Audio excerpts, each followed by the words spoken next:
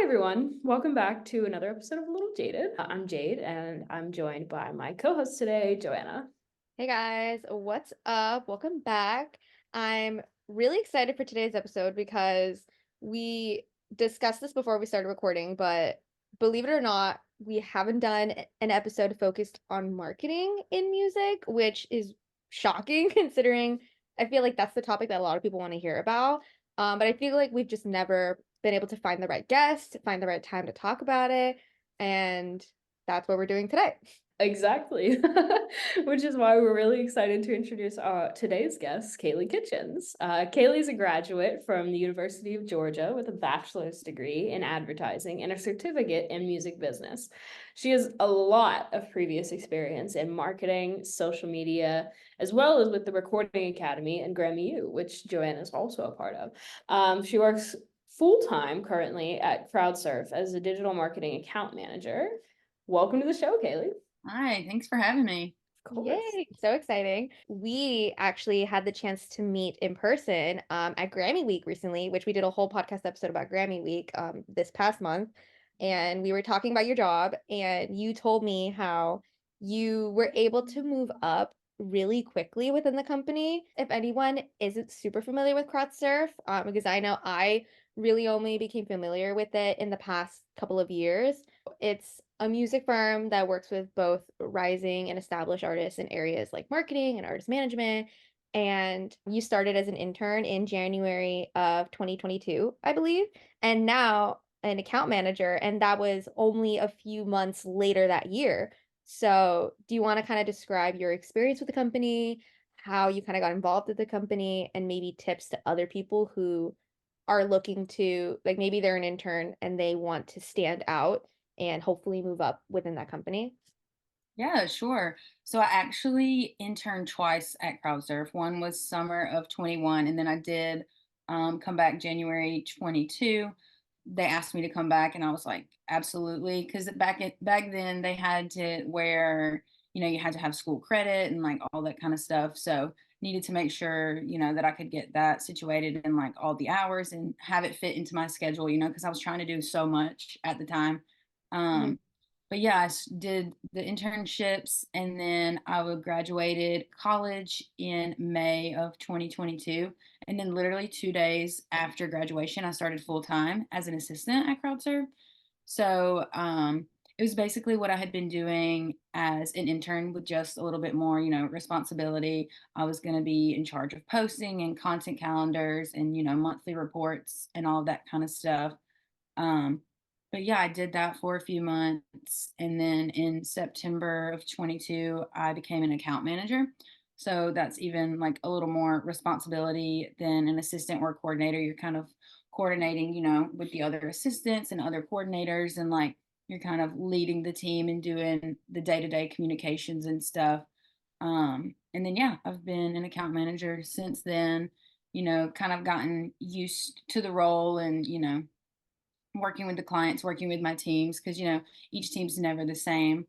So that's been good. It's been different, but yeah, I've loved my time so far. Yeah. Was social media and marketing like the immediate thing that you wanted to do when you wanted to be in music? So, as most of us, I started as a fangirl, and I always was like really intrigued with like album rollouts and single rollouts, and how teams would incorporate the fans and get them involved, and like the cute little details that everyone would put into their rollouts and everything. And so I was always like, well, I want to be on the other side of that and like helping the teams give the fans what they want. So that's kind of how I like got into it. And so in college, I took the advertising marketing route. And then we had, like you mentioned, a music business certificate. So I was really involved in that. And I would like help plan events and market those. But yeah, lots of social media around everything. Yeah, that's super cool. I mean, we've said it a million times, and I'm sure we'll say it a million more, but we were also pretty big fangirls. Yeah, So, Still am. Like, yeah, still hello. are, of course. Yeah. currently. Exactly. Yeah, yeah. Sorry. Caveat to that is that we still are, but yeah, exactly. So that I think that's super cool how you were able to like, turn that around and, make your interests in singles and album rollouts into like a career. I think that's super cool. But you spoke about your title as account manager at this point. So it's kind of like a multi-part question here I've got for you, but can you kind of like describe what exactly an account is for those people that aren't really familiar with, firms and agencies and the things that you do? Yeah. And then also, can you describe exactly like what your day-to-day is as an account manager and like your tasks and things like that? Yeah. So an account is basically like a client. And so at CrowdSurf, like we're typically either employed by the actual client, by their management team, or a label. Um, so the account is the actual like artist, but the team would be like whoever is like employing us. Um, so we all have like our own rosters and our own teams and everything internally, but then we also work with like the artist team to get like the stuff to the finish line. So an account is basically just like each client, each artist that you work with. Um, and every client, every account is different. Like not everybody needs the same things done or like not requiring the same things because like some baby artists, aren't going on tour yet and some have really big tours. So you have to plan like really big marketing rollouts for tour and like, all of that kind of stuff. But that's what an account is. And as an account manager, I'm pretty much streamlining the communication day to day between my team and the artist team. Um, so communicating with them daily, whether that's like on text or WhatsApp, answering the emails, all of those things. Like I mentioned earlier, it kind of just depends on the artist and like what the team is looking for. But we do a lot of content calendars and marketing rollouts, which are my favorite, like coming up with those fun ideas, with singles dropping and albums dropping, those kinds of things. So as an account manager, it's kind of like spearheading those really big ideas and like big picture initiatives. So also like communicating with the teams and other organizations and collaborators to like make those activations come to life. Yeah, that is so cool. I mean, to be able to be a part of what you were like super interested in, like viewing it Yeah, from outside perspective and being able to see what that's like from the inside is super cool. And I mean, I feel like so many of us could only like hope to be able to do that. Like that's so much fun to be able to think of the ideas, especially as yeah, a fangirl. I feel like we're always like, they should have done this, or if I was on their team, I would have done this. So it's 100%. fun to like implement that. Definitely Um, agree. yeah. And I was wondering for like your team that you guys work with, like is it a pretty small team? And how do the accounts kind of get split up? Is it kind of based off of experience? It's a good question. So typically, like I said though, all teams like aren't the same. We have seniors who could either be like directors or just senior account managers at the company. So they're on the team, and then each team has an account manager, and then there's either a coordinator or an assistant on the team. So the teams are usually between like 3 and 5 people, depending on like, who it is and how much time they require and all of that kind of stuff. Mhm. Um, but yeah, there's usually at least one or two assistants, coordinators, account manager, and then a senior on the project. Okay. This is really interesting for me. As somebody who wants to be in Hey, marketing, I'm like, I want to hear all about this. I'm And enjoying this information because I yeah, didn't know anything about it. and what's cool too is like most like you typically start out as an intern or an assistant, right? And then like you kind of learn the ropes and like learn how to do it, and then the more experience you get, you like kind of move up the ladder. Um, and it's basically just like getting more responsibility and like getting more comfortable in those positions. So Yeah. Definitely. So kind of having to do with like how you're saying everyone starts off with an intern assistant, like that's how you started. And you're originally from Georgia, if anybody doesn't know, and your role used to be completely remote. yeah. And you pretty recently in the last year made such a big decision to move to LA, similar to Jade, and we've discussed this before. It's crazy. I can only imagine picking up everything and moving, especially like we're all so young to be able to do that. It's Yeah. super stressful and scary. But can you describe what influenced your decision to do this? And was this something that was encouraged to you by your bosses, or was this something that you kind of just decided to do on your own? Yeah, so like I said, I graduated May of 22 and then immediately started like 2 days after graduation full-time remote. Mhm. Um, I went to the University of Georgia, so I still had an apartment in Athens, so I stayed there for another 2 or so months. And then after that, I was just kind of like, I have a remote job. I like my job. Like I'm loving what I'm doing. But I need to save money. So I moved like home, which it's called Cochran, Georgia. It's in the middle of nowhere. But I moved home for like 7 or 8 months. And like I was getting the experience like virtually and like getting to talk to people and like making those connections online, kind of like how it was in the pandemic, everything was virtual. That's how it still felt to me. Mhm. Um, but my hometown was like 2.5 hours from Atlanta. So anytime I even wanted to go to a concert or I wanted to go on site with a client or anything like that, I would have to drive that far, work remotely from like a Starbucks or something, and then head to the event in the afternoon or whatever it was. And it was just kind of draining, like having to do that all the time. And I like wasn't getting the full like client facing experience that I wanted.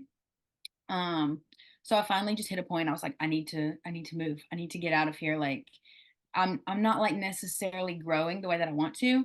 And I mentioned this before we started recording, but I actually wanted to move to New York first, and it like never worked out. And immediately, as soon as I was like, maybe I should just try LA, it happened like that. So yeah, last June I picked up, moved to LA, and I would say that it was a really good decision. Yeah, and that kind of goes on to like the next thing that we were gonna ask is like, do you feel like you made the right decision? And I know that before we started recording, you also said that you used to not like LA. So how, like, going into that, were you like, oh my God, this isn't like, what if I hate this? What if I want to move back? Like, overall, do you feel like it just ended up being the right thing? 100%, yeah. So I did actually visit LA 3 or 4 times before I moved, and I was like, I would never live here. Um, and I hate those words because I obviously live here now. Um, but yeah, I mean, it's kind of crazy because I was just like in the mindset at the time, I was like, I need to make a decision and I need to do it now. And so I was like, okay, like let me make sure this is because my bosses like never advertently said we want you to move to LA or we want you to move to New York or anything. They just kind of like supported like how I wanted to grow in the company. And so when I mentioned that I actually wanted to move to LA, they were like, thank God. Um, so they definitely they definitely encouraged it. Um, and yeah, ever since moving here, I mean, I typically go on site with clients once or twice a week. It just kind of depends on like who the client is, what they need, how many times, but it could be just a simple like content shoot for social. So like getting TikToks, getting photos, anything like that, or like actually going on site to the music videos and getting behind the scenes content. That's probably like my favorite part of it all. But like anything they need, like going to concerts, filming content backstage or getting photos, that kind of stuff. Moving to LA has definitely like just helped in that area of like client facing stuff, being on site and everything. Because not even that, but like if you're close with a team to the point where they're like, well, let's meet in person, let's do our weekly meetings at our office, or like let's go have coffee and talk about this. It's just really Mhm. easier to like build those connections with people and like secure the like client relations aspect of the job. Yeah.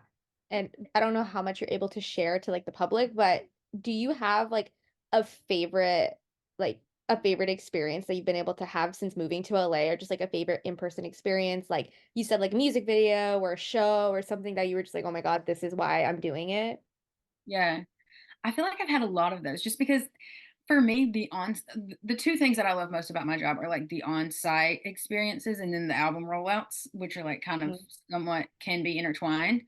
Um, but yeah, I will say, I don't know if you guys know Jaden Hostler, but I've been able to go to like the past two of his music video shoots, and it's just so fun to like see the behind the scenes and like be there when they're talking about the like Easter eggs that they want to hide in the videos for whatever's coming next. Yeah. So stuff like that is just like really, really fun to me, and like getting to see like the artists and their personality. So like on a phone call, you can't like be 100% yourself, especially like if you don't like aren't comfortable with the person. So like getting to go in person with these people and with these clients is like it just shows you like who they are and they get to see you as well, and it's not like somebody just hiding behind a phone number or a screen. Like it's just really cool. Yeah. Oh my God, I can't even imagine. That is so fun. I mean, I always see you posting about Jaden and I'm like, oh, slay. Like that's so cool. Yes. No, for real. I was actually gonna ask like a similar question to Joanna's, but I was gonna say, do you have like a favorite venue in LA to go to and like record behind the scenes for a show or meet up with an artist? Like, is there a favorite venue that you have? That's a good question. I would say that my favorite venue is probably either the Troubadour or the Fonda. I Mhm. don't know. That's a trick question because I also like the Echo. I just like concerts in general. So Right. concert venues are like my home. But I mean, I just did a shoot with, I don't know if you guys know Michael Giroux. He's kind of blown up on like Instagram recently. Mhm. When I started with him, he had like 11,000 followers, and now he has 1.4 million. So it's kind of been, Whoa. yeah, it's kind of been like like explosive type of thing. But he did a visualizer like slash music video type of thing and cover art shoot in on Malibu Canyon Road. Ooh. And Nice. so it was just like really cool to be there behind the scenes and like, do all of those things and get the behind the scenes stuff and, see the pictures being taken, and like there were Polaroids and all this kind of stuff involved. But like just some like I feel like it's off the wall places where like you get the best content. Like I know Malibu Canyon Road's not a venue, but that was that was a really cool shoot too. And Mhm. then one of the past ones with Jaden, like they rented this pier space, like it was like a half house type of thing. It was literally like a shed, um, in the middle of the Topanga Mountains, and yeah, like no service there, and it was just the coolest little spot. Like I don't think that there's like necessarily the best place to get content, but it feels always fun to me. Yeah, that's super cool. I think the different spots are probably the best part, like getting to see new Yeah. places. Like not only was it cool for the artists because they get to, you get to shoot cool content, but you also get to experience a new place. I think that's even cooler than a venue, honestly. No, literally, I agree.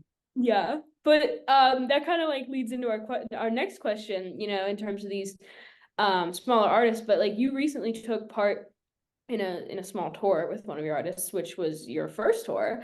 So how did you kind of like come about this, and what was your role on the tour, and like just a general day to day on this tour? Yeah, so I went on tour with Kevin Kramer. He's like an indie pop artist based in New Jersey, and he opened up for Landon Conraith in Boston, New York, and DC. And so spent a little time in like his town getting social content, and then we went on the road for a few days. And yeah, it was my first tour. It was really fun. Got to get all of the behind the scenes stuff. Like I was not mainly there, but my favorite part of doing it was like getting a behind the scenes like vlog style video. I took my little camcorder and Mhm. got a big YouTube vlog going. But like I said, like back to my point of like the artist showing their personality, because I feel like that's what like people like to see. Like me as a fan, that's what I want to see. I want to see like how they Mhm. act when nobody's like watching. Um, so yeah, I filmed a bunch of content for like a behind the scenes type vlog video for him. Um, and yeah, took photos, took videos, like live stuff for him to post, and got social content and all of that. Um, and how it came about, I'm trying to think. I've always, for as long as I remember, I've always wanted to go on a tour. And like, Mhm. I literally am like, I don't care what I do, I just want to go. And so I think I mentioned this to him and his team, and they were like, well, you can get content. And I was like, yes, of course I can. Um, so yeah, I mean, I think just having, like I said, those close relationships with the teams and like being open and honest with them, they came back and asked, did I want to go? Yeah. I mean, That's especially as like somebody who has like been a person who goes to concerts, being able to be actually there, I can't even imagine. Like, was it a bus tour? No, so this one was like super small. We took cars, and they've like come back and they're like, well, we want to do a van next time and like all this stuff. So Mhm. like he's like very, very much like small. I don't know if you guys know Landon Conrad too, but it was so fun to like meet his team as well and like get Mhm. involved in them because Landon actually did like local acts as the openers for the entire tour, and Kevin was the only one that did multiple shows. So that was cool too. But yeah. Oh wow, that's Yeah. sick. That's really Yeah. cool. Do you feel like, I mean, aside from, the marketing side and like getting content and social media for a tour, do you feel like that's an avenue, like after experiencing it for that small amount of time, do you feel like that's something you would want to like maybe anticipate for the future? 100% that I'm telling you, that was the most fun thing I've ever done. And I know it was Mhm. like super short lived, but that's like exactly what I want to do. It was just so much fun. And yeah, I mean, I did a lot of the social stuff while we were there, but I also like helped out when it was needed. So like helped with the merch and like, fan engagement type of stuff. Um, so definitely want to do that again. You're living every concert girlie's dream. Yeah. Yeah, it was definitely an experience. And like, I literally, this is between us and whoever's listening to the podcast, but I literally cried on the way home because I was like, that was so much fun. Like, I don't want to leave. Um, Yeah. And especially since it was so small, like you got a taste of it and then you're like, well, I want to keep going. no, literally, I was like, can we like add on a few days or something? Back to marketing. Um, so marketing and social media are obviously like so impacted. They're like it's probably one of the most, if not the most impacted area in the music industry. And I know from my own experience that when job searching, it can be so hard to Yeah. cut through all of these other people who are applying and kind of make yourself stand out. So, what would you say are some of your like day-to-day skills that have helped you succeed and helped you stand out in an area like marketing, especially like, starting as an intern and an assistant, moving your way up? Yeah. And what should other like aspiring marketers and people who want to work in social media try to add to their resume or to their cover letter in order to stand out? Yeah, I mean, I will say that like as a marketer and like working in digital and socials, like two of the key components are like organization and time management. So like I have a whole roster of clients and it's like how can I use my time wisely today to get to everything that needs to be done or like delegate that to other people on my team. Hmm. So staying organized helps with the time management. It kind of goes hand in hand.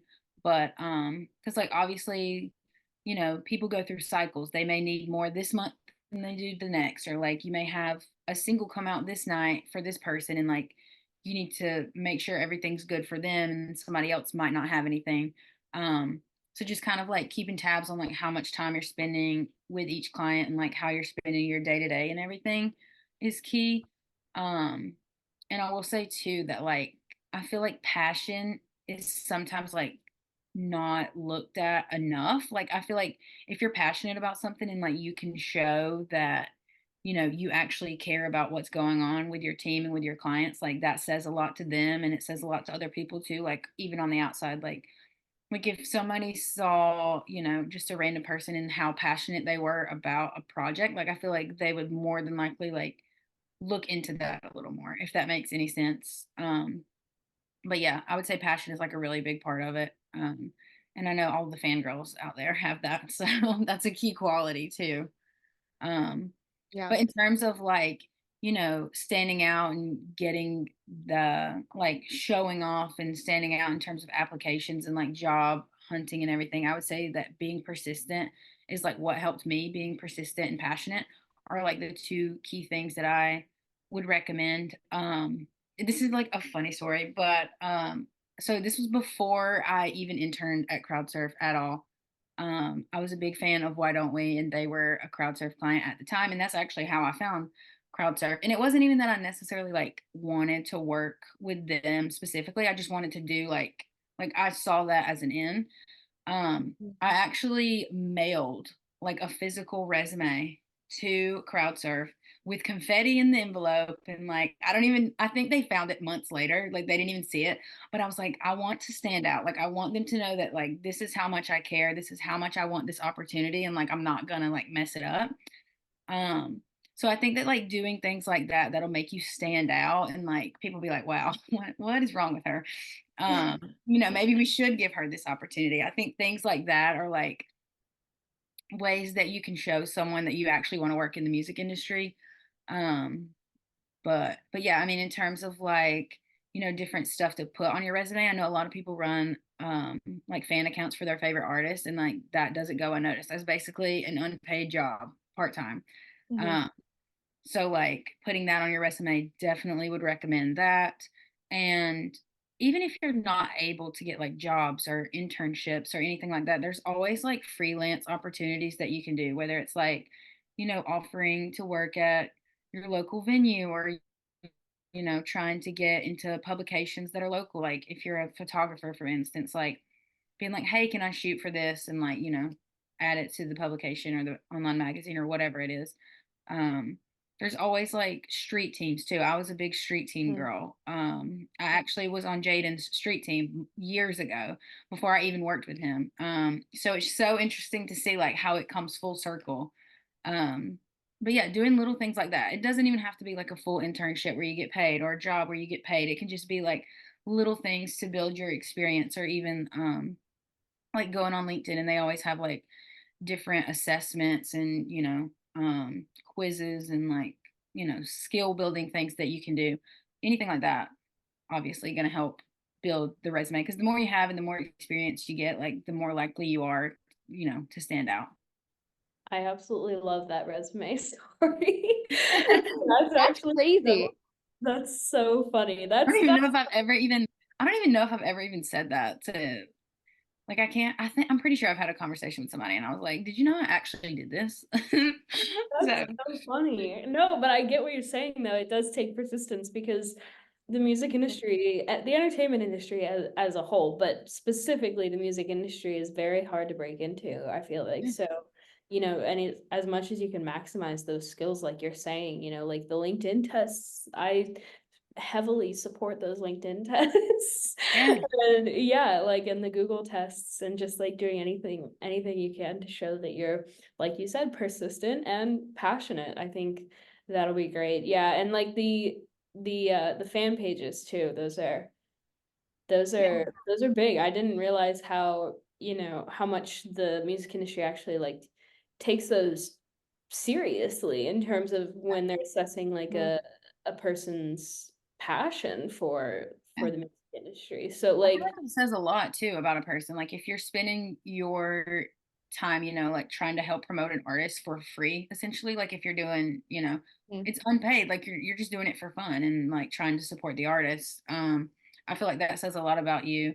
And two, like CrowdSurf, we actually run a lot of the like official fan accounts. So like a lot of the HQs and a lot of the like, access pages and stuff like that.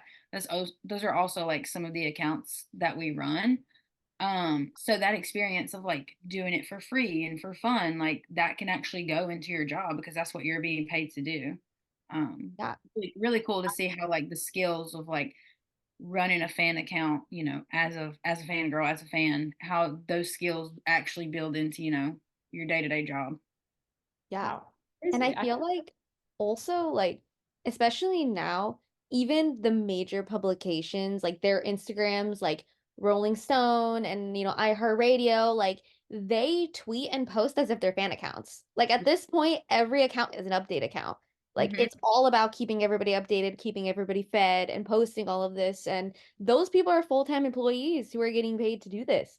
So 100%, like I feel like before it seemed so silly, or like we thought it was so silly.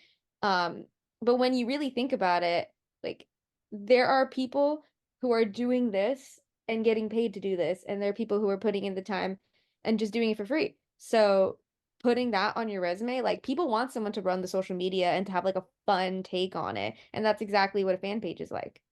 Exactly. And even too, like the fan activations, like you'll see people do like fan projects or like, the ones at the concerts where they're like handing out the stuff and Yeah. like put your lights up during this. Like planning those things take a lot of time and like it's not easy to, coordinate all of that stuff. And even like listening parties, streaming parties, like Hmm. that's stuff that we do on official fan accounts, like as our job. So I mean, definitely all of that experience is worth something.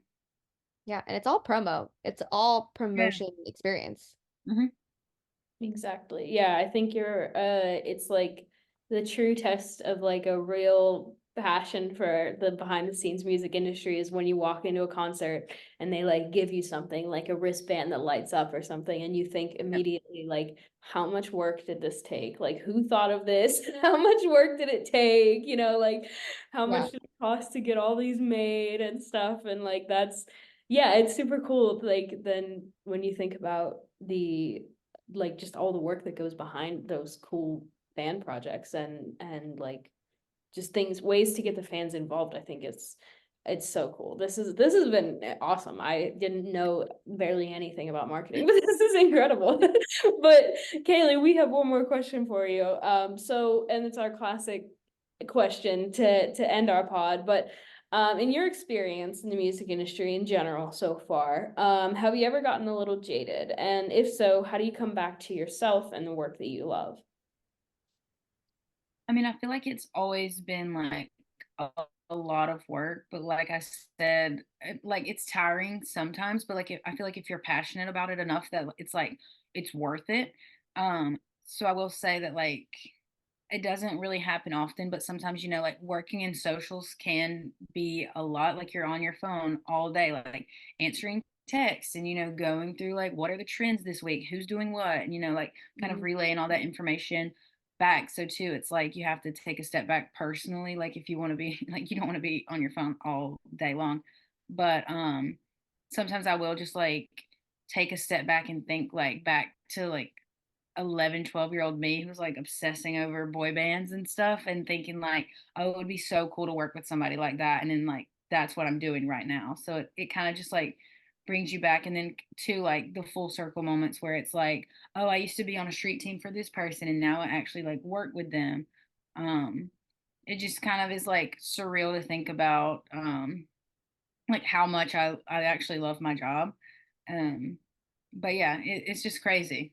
That's so perfect. You know, it's always nice to have like, you know, passion and like genuinely it makes me smile to hear you say like I love my job so much because like that we need more of that. I Yeah. think I mean, I feel that's like obviously like any job in the industry is going to be tiring. Like you're like it's a Yeah. lot of work and it takes a lot to get to where you want to be. And like, but I'm like, I put all this work into getting here and I'm here now. Like I'm not going to stop, like so I don't know. I feel like some people take it a little bit differently, but I definitely do love what I do and like who I work with and everything. So passion goes a long way. love that. I think that's the perfect ending. So thank you so much, Kalee, for being here. We really appreciate it. Oh, And of course. Thanks for having me. of course, yeah. And thanks to everybody for listening. And we'll see you next time on A Little Jaded.